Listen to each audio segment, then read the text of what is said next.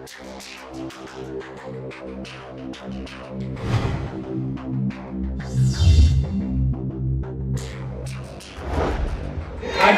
kuti ndimana ndangotaura.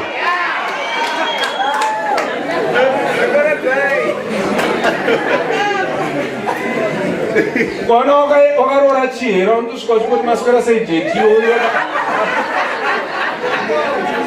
vakurora chihera ndimukadzimba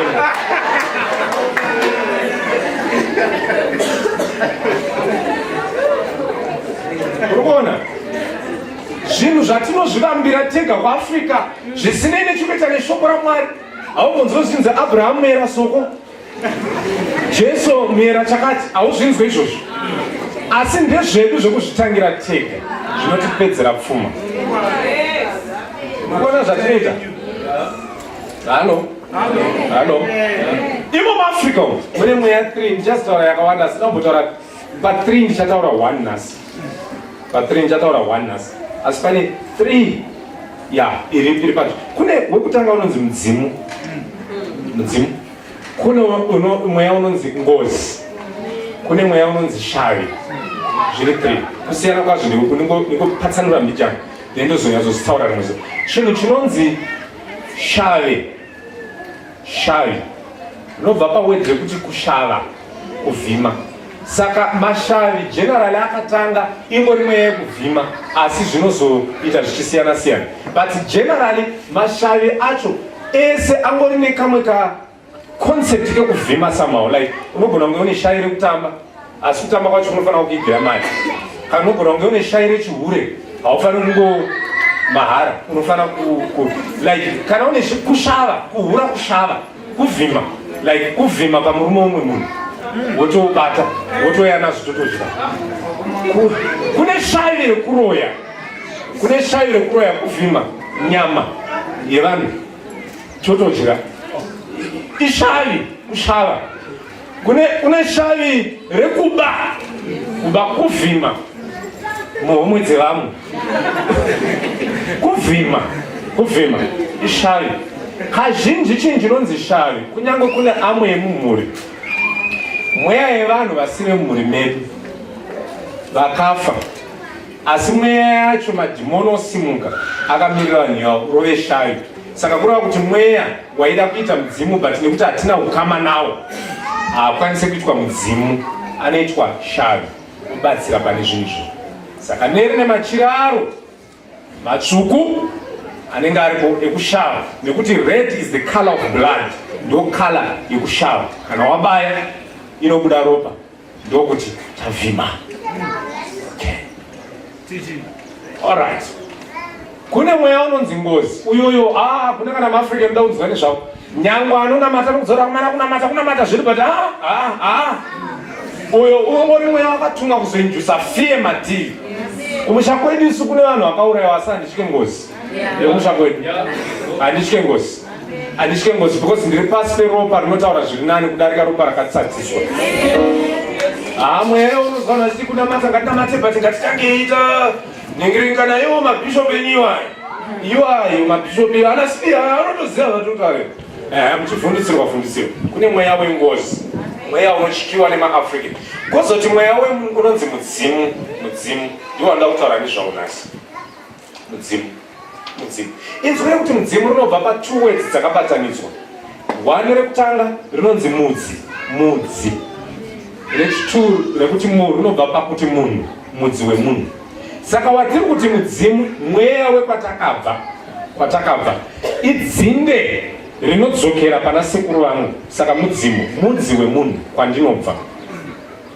Ini samufundisi ndoti mudzi wangu haasi sekuru vangu, nekuti ivo vakatokonekitwa kumudzi wakatangira uku. Kana Adhamu haasi mudzi wangu because akakonekitwa kuna Mwari. Saka mudzimu wangu ndiMwari. Mudzimu wangu ndiMwari, kwete sekuru vangu. Mudzimu. Saka kune mabhaibheri akanzi mudzimu unoera. Musatuke, mudzimu unoera. Nekuti Mwari ndiye mudzi wemunhu. Hakuna mudzimu wakasika munhu. Ndakasikwa naMwari, naiyewo aisvikirwa akasikwa naMwari. Naiwo mweya iwo uri kusvika unonzi wakasikwa naMwari. Mudzimu. Saka chiko chinombonzi mudzimu mukaenda kumarondera kune rodhi inonzi mudzimu irema. Saka tingeti mutangani kuti mudzimu irema. Rema asi munhu akaremara munhu asingafundi. Saka ndakutangani kuti mudzimu haufungi. Amana pastor ngavasadara kumana mwanoziva mudzimu ndati mudzimu irema. Amungati amen because vamwe munosutswaka makutovhunduka. Ndati mudzimu unosvika pauri iwoyo irema. Mudzimu irema. Mudzimu irema. Ndati mudzimu irema kana waninzwa mudzimu ngauye. Mudzimu irema. Mudzimu idhimoni rakatera dzinza redu rikaona dzinza redu kubva pakutanga nekuti iwe usati wazvarwa madhimoni akanga ariko kudhara. Rikaziva zvese it's a spirit that was assigned to your family. Ndokubva radzidza zvese munhu wese ari pano uchimbozvarwa nditasemuti uchimbozvarwa une ngirozi yako yaunopiwa uchimire newe. Satani wanobvaisa dhimoni rake ndorinonzi family spirit rinokugadha richifamba newe kwese kwaunoenda richiziva zvese.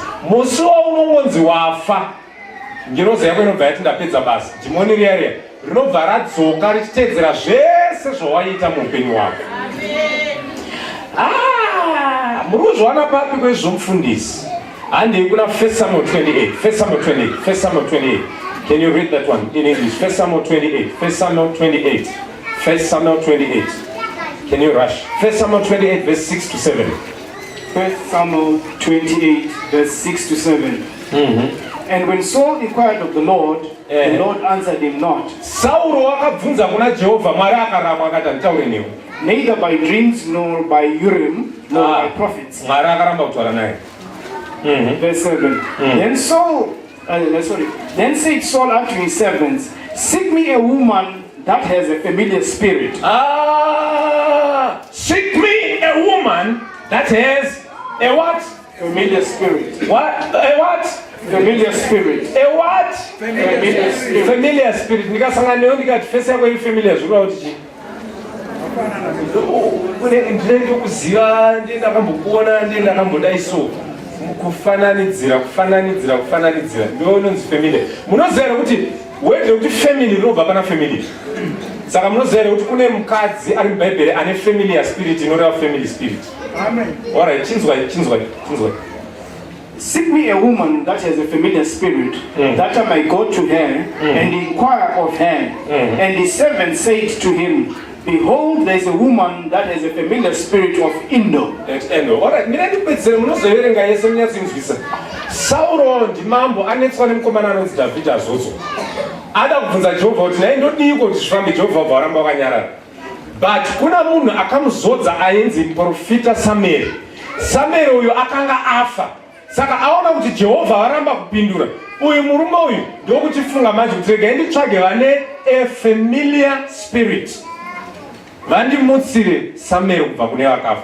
Ndobva aenda kune mukadzi ane familiar spirit. Mukadzi uyu ndobva akanda akati namutamari mombo ndobva ati ndiri kuona chimwari chiri kubva muvhu.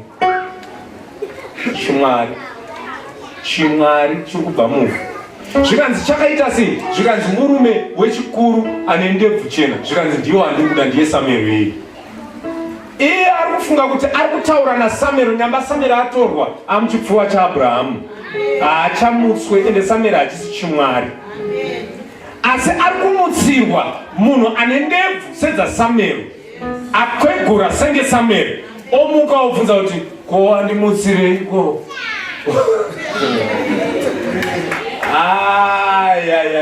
Ende futi mudzimu hausirema. Vanotera mudzimu ndo marema chaiwo. Wandimutsireiko? Zvanetsa muZimbabwe. Mungoona zvaitika tiri mumasango. Nechokwadi kuti mumasango muno magetsi muno. Mumasango hausi mudzimu utoriwo mumasango. Munongoziva vazukuru vedu toti tichifamba tichikwidza tichidzika sekuru hapana chiri kumboita tatati makwata asi kubatika iwe makwata akazana nofunura pamuti akanaotara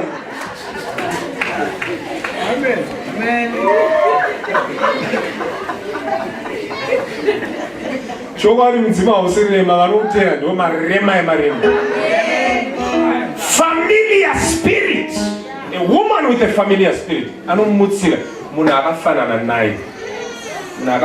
naye waunomutsira.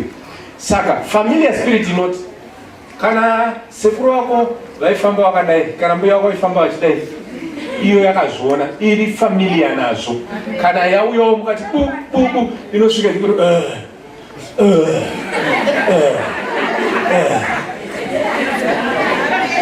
amona mbuya motoga.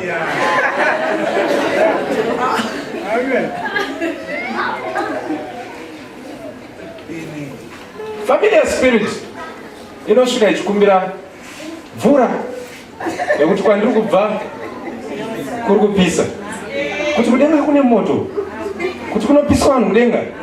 Saka ava vari kubva kugara, vari kubva panosvika vachida mvura, vari kubva kupi. Ende munoziva kuti iwo chaunonamata unochinamatira kuti uende kwachiri, like Mwari ndomunamata because ari kudenga ndokwanichaenda. Ko iwowo wako uyo ari kuuya achiti ndiri kunzwa kutsva ndipei mvura, ari kupi ende uri kumunamatira kuti uende kupi?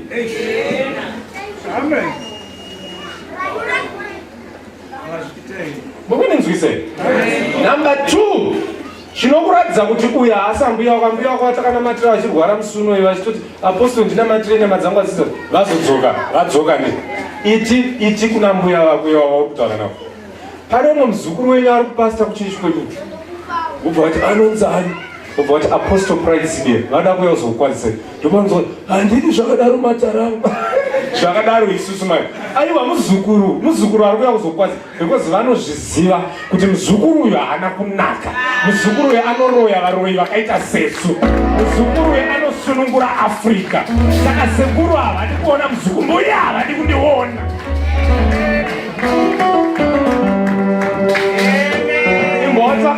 Vakasvikirwa kudaro itai ende takanzi kuchechi kwedu tiuye nana sekuru vedu handei vauyewo sekuru vavo vakasvika kudaro tivape microphone vati makadiko vazukuru kuno kwatiri kuno kungoti ningirini takamboningirina but tikuuya asi rokwe rangu remavara chengetai rekuti ndiri musheshe kukumbira kuvatongi kuti vandipe gwara nditsokere kwandakabva nekuti ndakasiya vana vangu.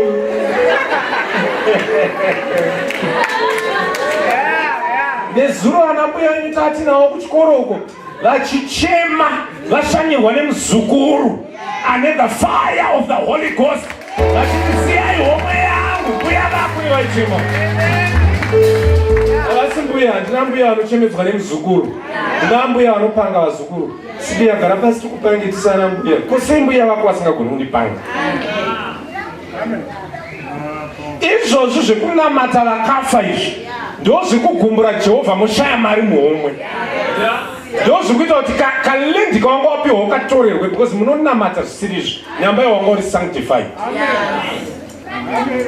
Akaenda kune mukadzi weendo akamutsirwa zvaaida kumutsa. Nhasi ukati timutsirei mbuya wangu panapa, vanomuka. Tikati munhu ngaamanifeste mbuya wako, vanotomanifesta panapa. Nefamiliar spirit kwete nemweya waMwari. Vanomuka. Hanzi havamuka vagokuitira dzese dzawaita ukuthi but imi pastor kana muchiti ndezvekunyepa kose vangu vachitofamba umwe kuinga voice ravo ndo inonzi familiar spirit inofananidzira zvese nevoice ravo. Ndisvike ipapo nditi I bind the familiar spirit ndoti mweya achitaura matauro avo unoshamisika. Rimwe gore ndakanamatira mumwe mukadzi pano, mukadzi anga ane mweya yanga inayo, ndakaenda naye kuchiri manzu chinoona baba wake tapedza kupisa machira anga ane mudzimu mukuru wemusha gogo vanoziva because ndakamunamatira munguva yacho mubama ane mudzimu mukuru unotyisa ndinzi ndo mudzimu mukuru wemusha wati ndikanamata ndikati mudzimu ndiri munhu waMwari chitaura chokwadi zvikanzi ndiri mweya wahuroyi ndindaende iye ndachitomushandisa kudya vanhu vese vari kunzi vapera mumusha ndiri kuda iwe uchiti ndimbuya vangu vanoziva and I recorded that. I put it on a tape. That whole session. chenjerai vanambuya venya. Chenjerai vanambuya venya. Vanambuya venya. Aha. All right. Time up. Can I buy 5 more minutes? Zvinoita here church? Mukudipe? That's over time. Chingodisira 10 minutes nipedzi. Right. Isaiah. All right. Second one Isaiah. And Ecclesiastes chapter 9. Ecclesiastes chapter 9. Ecclesiastes chapter 9. Ecclesiastes chapter 9. Yes. Atangire pa verse 4 yenumfundisi. Ecclesiastes chapter 9 verse 4. Nokuti kana munhu achiri pakati pavapenyu vose, achine chinhu chaangatarira, nokuti imbwa mhenyu inopfuura shumba yakafa. Aha, nokuti kana munhu achiri mupenyu, ari nani ane chaangatarira, nokuti imbwa mhenyu inopfuura shumba yakafa. Mazvibate Africa mazvibate. All right. Imbwa mhenyu iri nani than shumba yakafa. All right. Ande pamberi mfundisi. Nokuti vapenyu vanoziva kuti vachazofa. Asi vakafa havana chavanoziva. Iwo apa ndopa ukunamata kuti uchikanda kute pasi, uchikanda mutombo pasi, wemundibatsiro zvada kunyora final exam yangu, wemundibatsiro. Zvanzi vakafa havana chavanoziva. Sekuru wako akafa asiri dofo rekupedzisira ndo unoshinza kuti wemundibatsire phenomenology. Zvinoita izvozvo. Wemundibatsire philosophy, anotomboziva kuti philosophy chii. Wemundite kuti nditenge mota, havaitomboende chikochikari here sekuru wako. Dzokorodzai vhesi iyo mfundisi. Dzokorodzai. Nokuti vapenyu vanoziva kuti vachazofa. Tese tiri pano tinoziva kuti tichafa. Asi vakafa havana chavanoziva. Asi ndowauri kukumbira kuti wemundibatsire verenga. Kunyange nomubayiro havachina, nekuti havachangarangarirwi. What they are saying, if you read pamberi, zvikunzi havasina mubayiro panyika pano pasi pezuva havasina. If you read LFT pamberi, havasina mubayiro wezvinoitika pasi pezuva. Vane mubayiro ikoko kwavakaenda pati pasi pezuva havasina. Verse 6. Rudo rwavo nokuvenga kwavo negodo ravo zvose zvanguva zvapera hazvo. Havachino mugove nokusingaperi pazvose zvinoitwa pasi pezuva. Havasisina mugove wezvingaitwa pasi pezuva, nekuti rudo rwavo nekuvenga kwavo negodo ravo zvese zvapera. IBhaibheri kudaro, kana riri Bhaibheri, it must be true. Zvapera. But iwo ndiwo uri kunokumbira kuti uye mutibatsiro. Nyamba iwo wakamutsirwa muprofita. Amen. Hallelujah. Uye mutibatsiro. Zvanetsa mudzimu. Ndo zvimwe zviri kupedzerai mari izvozvo. Because Bhaibheri rinoti Satani wakauya kuzobakurai nekuparadza. Mudzimu hapana chaunowedzera, unouya kuzosubtract hama yangu. Gore rino hausati ndikutoda iri mombe. Unopenge wakashanderiwe. Pandofanira kuona mombe. Hamuna kundiitira doro rangu. Richibikwa nani? Doro rinotengwa kana izikuru. Munofanira kutoti mundiitire mutambo wangu. Bira. Ndokuti mhuri yese ungada kumwachari ku-UK, ndokuti mhuri yese mune matenga ma-air tickets ere naizikuru. Muda kuti zvifambe sei? Mudzimu unouya kuzobakurai nekuparadza. Asi Jesu Kristu wakauya kuzotipa upenyu, uye upenyu usingapere. Ndikuona zvangu makukodzera, ndoda makodzera, asi mauda kusvikirwe. Because ukaona uchikodzera pakadai so pane kusutswa. Manje unotozwa kuti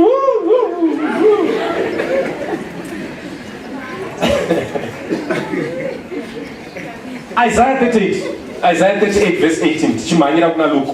Isaiah 38 verse 18. Uyu murume anonzi Hezekia hauzonzi waakufa. Akurangaridza Mwari kuti manje ndikafa pane zvamuchashayiwa. Isaiah 38 verse 18. Isaiah 38 verse 18. Yes. Nokuti shiro haringagoni kukuvongai. Shiro rikunzi shiro iguva. Nekuti guva isaiti chirungu. Guva harigone kukuvongai. In other words, wafa haachagone kunamatai. Mukandiuraya hapasina zvichaiti. For the grave cannot praise thee. For the grave cannot praise you. Death cannot celebrate thee. Death cannot celebrate you. That day, Kunamata utonamata nhasi, kuya kuchechi utoya nhasi, kuitira Mwari utoita nhasi, building utoita nhasi, chegumo ubvisa nhasi. Zvekuzoti hanza ndichazodzoka, iwe mwana waAfrica kuti ndichazodzoka kana ndaenda munozondorera guwa ndozodzoka. Hakuna kwauri kudzoka. Zvauri kufanira kuita nhasi, ita nhasi. Ukatadza kudya macornflakes uri panyika pano, kwauri kuenda hakuna macornflakes. Ndikutaurira mweya urombe unofanira kubva pauri. Ukafa usina mota, hausi kunopiwa mota kumberi. Ukafa usina machira, fuko dzako panyika kufuka. Kufuka. Ukafa usina fuko dzako kumberi uko hakuna fuko. Wotofukira pano. Hallelujah. Hallelujah. They that go down into the pit cannot hope for thy truth. Havachanzwe chokwadi ichi, vakafa havachanzwe chokwadi ichi nyangwe zvati. Luke chapter 16. Uri kuona ende ipapa apa ndikuona yeAfrica. Vamweni matwa confused, hamuchazivi kunoita sei because zvakaoma kudzikinura, ende kazhinji kacho Moses akatumwa kuzodzikinura vana, ndiye anotumwa nevauya kuzodzikinura vacho. Saka ipapa ndikutoonekwa kunge munhu asina kunyatsokwana, anotaura zvinhu zvekuti mudzimu unozive mudzimu. Luke 16. Atangire paverse 19. Ndoda vakomana 2 vauye kumberi. Vakomana 2 kana vasikana 2 whatever. Kana mukomana musikana. Yeah. Verse 16 from verse 19. There was a certain rich man. Okay. Mira. Order.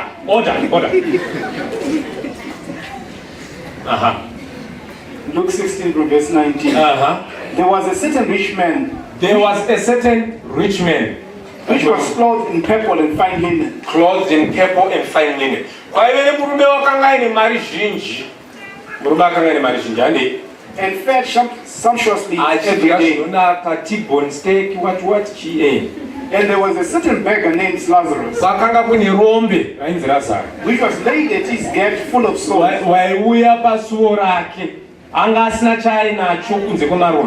and desired to be fed with the crumbs that fell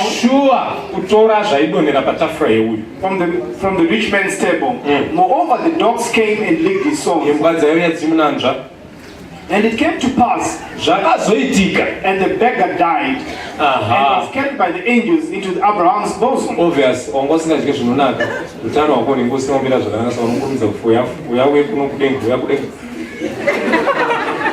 Chakanakira Lazarus ndikutaiwa naJesu zvake. Saka akatakurwa nengerozi ndobva auya kudenga. The rich man chakaipira